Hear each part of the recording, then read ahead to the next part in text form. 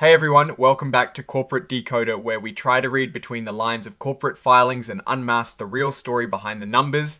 And today, folks, we're peeling back the layers of Cycurion Incorporated's latest filing. And let me tell you, it is a roller coaster of numbers that might leave you feeling a bit dizzy. So buckle up because things are about to get decoded. If you are looking for the raw, unfiltered truth behind businesses and want to stay ahead of the curve, make sure to hit that subscribe button and the notification bell. Also, we've got an awesome community growing on Discord, linked in the description below, where we share more unique insights and tips. So Cycurion Incorporated, they are in the business of providing cybersecurity solutions, a space that is always buzzing with action. They serve government agencies and commercial clients aiming to protect digital assets. Now let's dive into the money. For the year ended the 31st of December 2024, Cycurion reported revenues of $17.7 million.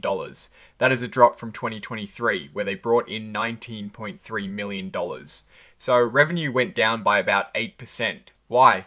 They say it is due to the end of some key government contracts. But they did mention new business segments are helping to offset that. Interestingly, their cost of revenue also went down from $16.7 million in 2023 to $14.1 million in 2024. This is good news because it means their essential costs for delivering services decreased. They attribute this to lower contractor-related expenses. Now for the bottom line, in 2024, Cycurion actually made a profit of $1.2 million. That is a massive turnaround from 2023, when they had a loss of over $2 million. This profit, however, is dwarfed by a huge loss of $18.7 million reported for the 9 months ending the 30th of September 2025. So they went from profitable to a very significant loss in a relatively short period. Let's look at their financial health. As of the 31st of December 2024, their accounts receivable, which is the money owed to them by customers, was about $10.3 million. Compare that to the previous year, where it was $7 million. An increase here can be good if sales are growing, but it also means more money is tied up waiting to be collected. On the balance sheet, total liabilities are a big number. As of the 31st of December 2024, they had over $20 million in liabilities.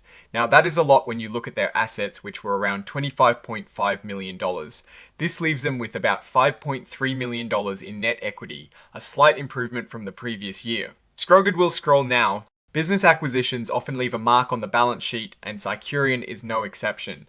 They have goodwill on their books, which represents the premium paid over the fair value of acquired assets.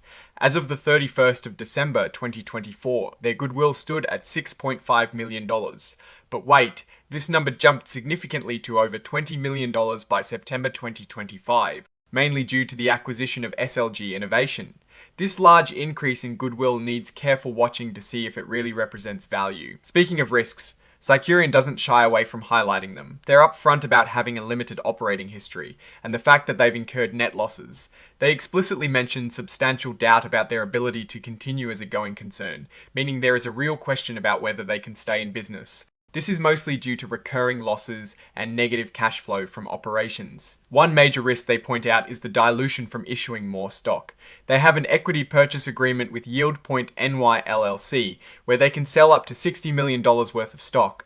When new shares are issued, especially at a discount, it can reduce the ownership percentage of existing shareholders and potentially lower the stock price. Think of it like adding more slices to a pizza that has already been cut. Each slice gets smaller. Now, if you are thinking about investing for steady income, don't hold your breath. Cycurion clearly states they have no current plans to pay dividends. This means any return on your investment would have to come from the stock price going up, which, as we've seen, can be quite volatile. And volatile is the key word here. The stock market can be a wild ride, and Cycurion acknowledges that their stock price can swing dramatically. They warn that you could lose all or part of your investment. This volatility is driven by many factors, from market perceptions to general economic conditions. To tackle some of these issues, like the low stock price making it hard to stay listed on the Nasdaq, they enacted a 1-for-30 reverse stock split on the 27th of October 2025. Basically, they took 30 old shares and turned them into one share. This is usually done to artificially bump up the share price to meet exchange requirements. But it doesn't change the company's actual value, and guess what? It seems to have worked, at least for now.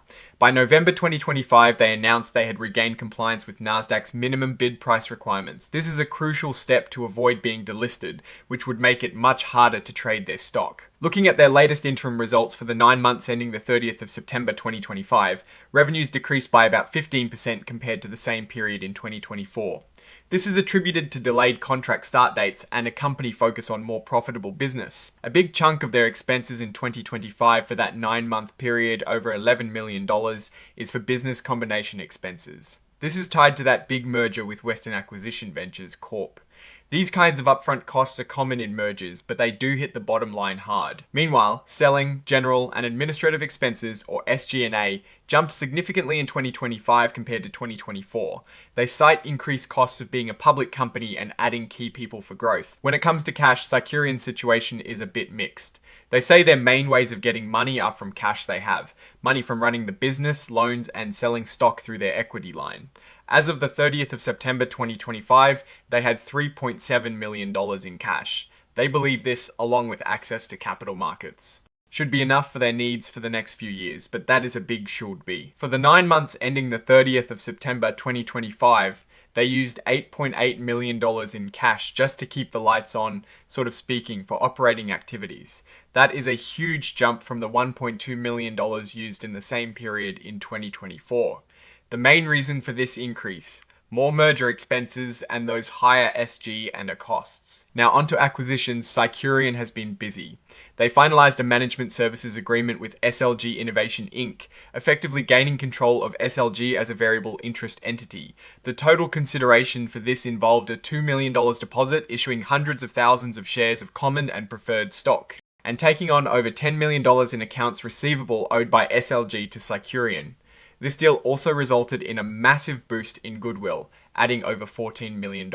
Looking ahead, Cycurion's strategy involves continuing to acquire platforms, expand their services with existing customers, invest in new tech, and explore more acquisitions. They're aiming for growth in cloud, AI, and IT. Their competitors are a mixed bag, from vulnerability management vendors to big cybersecurity software and services players. The key factors in this market are the ability to detect and stop threats, respond quickly to customers, offer flexible delivery models, and importantly, attract and keep good employees. On the human side, their goal is to attract, keep, and develop talented employees. They focus on competitive compensation, health and wellness, talent development, and importantly, diversity and inclusion. It sounds like a solid approach to building a workforce in a highly competitive field. So, what is the verdict on Cycurion Incorporated? They are operating in a critical and growing industry, cybersecurity, which is a definite plus. They've shown they can manage profitable periods as seen in 2024, but the significant losses and negative cash flow from operations in other periods, along with that massive increase in goodwill from acquisitions, raise some red flags. The reverse stock split and Nasdaq compliance are positive signs for stability, but the lingering going concern, doubt, is a major point of caution. Their growth strategy through acquisitions is aggressive, and while it could pay off, it also carries significant integration risks and debt implications. It is a company trying to navigate a complex landscape, balancing growth ambitions with a shaky financial foundation. Alright folks, that is our deep dive into Cycurion's recent SEC filing. What is your take on their financial health and future prospects? Drop your insights in the comments below. If you found this breakdown helpful, please give this video a thumbs up. It really helps the channel, and subscribe for more decoding of corporate mysteries. Don't forget to join our Discord community linked in the description for more exclusive content and discussions. Thanks for watching, and we'll see you in the next one.